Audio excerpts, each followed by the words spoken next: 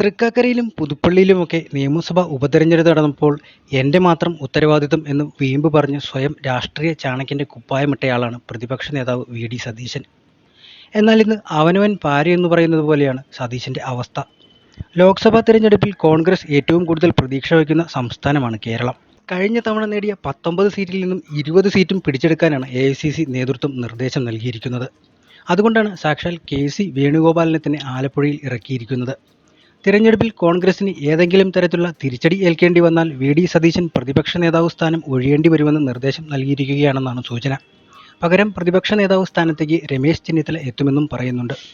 ഇത് സംബന്ധിച്ച് എ.ഐ.സി.സി നേതൃത്വം ചർച്ച നടത്തിയതായും അറിയുന്നുണ്ട്. അതുകൊണ്ട് തന്നെ വളരെ കരുതലോടെയാണ് സതീശൻ പ്രതികരിക്കുന്നത്. കൂടുതൽ വിഷയങ്ങളിലേക്ക് കടക്കാതെ സംസ്ഥാന സർക്കാരിനെതിരെ ഭരണവിരുദ്ധ വികാരം ഉയർത്തിക്കാട്ടാനാണ് സതീശൻ ശ്രമിക്കുന്നത്. രമേശ് ചെന്നിത്തല പ്രതിപക്ഷ നേതാവാകുമെന്ന് പ്രതീക്ഷിച്ചിരുന്നെങ്കിലും 2021 തിരഞ്ഞെടുപ്പിന് ശേഷം കെ.സിയുടെയും കെ. സുധാകരൻ്റെയും പിന്തുണയോടെയാണ് വി.ഡി. സതീശൻ പ്രതിപക്ഷ നേതാവ് സ്ഥാനത്തേക്ക് എത്തിയത്. എന്നാൽ പ്രതിപക്ഷ നേതാവായി നാളുകൾക്ക് ശേഷം കെ. സുധാകരനുമായി സതീശൻ അത്ര നല്ല ബന്ധമല്ല കാത്തുസൂക്ഷിക്കുന്നത്.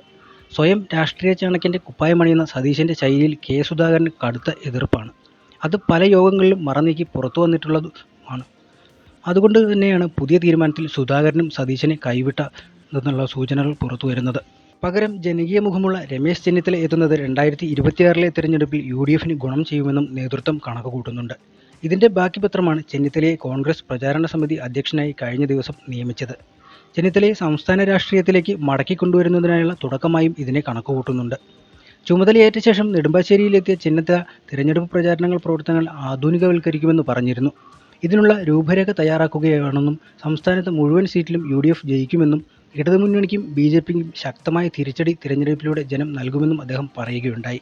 കൂടുതൽ നേതാക്കൾക്കും സ്വീകാര്യനായ ചെന്നിത്തല എത്തുന്നത് കേരളത്തിലെ കോൺഗ്രസുകാരുടെ ബി.ജെ.പിയിലേക്കുള്ള കൊഴിഞ്ഞുപോക്കിന് തടയിടാനാകുമെന്നും പ്രതീക്ഷിക്കുന്നുണ്ട്. പ്രതിപക്ഷ നേതാവ് സ്ഥാനം ലഭിക്കാതിരുന്നതും കേരള രാഷ്ട്രീയത്തിൽ തഴയപ്പെട്ടതും ചെന്നിത്തലയെ അതൃപ്തനാക്കിയിരുന്നു. അതൃപ്തി മറനീക്കി പുറത്തുവന്നതോടെയാണ് ചെന്നിത്തലയ്ക്ക് മഹാരാഷ്ട്രയുടെ ചുമതല ദേശീയ നേതൃത്വം നൽകിയത്. പ്രവർത്തക സമിതിയിലെ സ്ഥിരം ക്ഷണിതാവായ രമേശ് ചെന്നിത്തലയ്ക്ക് മഹാരാഷ്ട്രയുടെ ചുമതല നൽകിയാണ് അനുനയ നീക്കം നടത്തിയത്. മഹാവികാസ് അഘാഡിയെ ശക്തിപ്പെടുത്തുക എന്നതടക്കമുള്ള ചുമതലകളോടെയാണ് ഖാർഗെ ചെന്നിത്തലയെ നിയോഗിച്ചിരിക്കുന്നത്. ലോക്സഭാ തിരഞ്ഞെടുപ്പിന് മുമ്പേ നിയമസഭാ തിരഞ്ഞെടുപ്പിലും ശ്രദ്ധിക്കാനും നിർദ്ദേശമുണ്ടായിരുന്നു.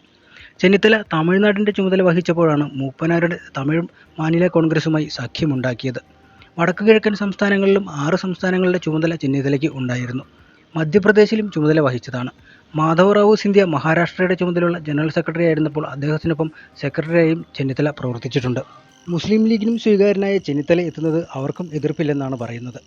മാത്രമല്ല പത്മജ വേണുഗോപാൽ, അനിൽ ആന്റണി തുടങ്ങിയവരുടെ ബി.ജെ.പി പ്രവേശത്തെ തുടർന്ന് പ്രവർത്തകർ കൂടുതൽ ആത്മവിശ്വാസം നഷ്ടപ്പെട്ട നിലയിലാണ്. അവരെ തിരിച്ചു കൊണ്ടുവരുവാനും ഇടഞ്ഞു നിൽക്കുന്ന മുതിർന്ന നേതാവ് വി.എം. സുധീരനെ പോലുള്ളവരെ പാർട്ടിയിലേക്ക് കൂടുതൽ അടുപ്പിക്കുവാനും ചെന്നിത്തലയ്ക്ക് കഴിയുമെന്നും നേതൃത്വം വിശ്വസിക്കുന്നുണ്ട്.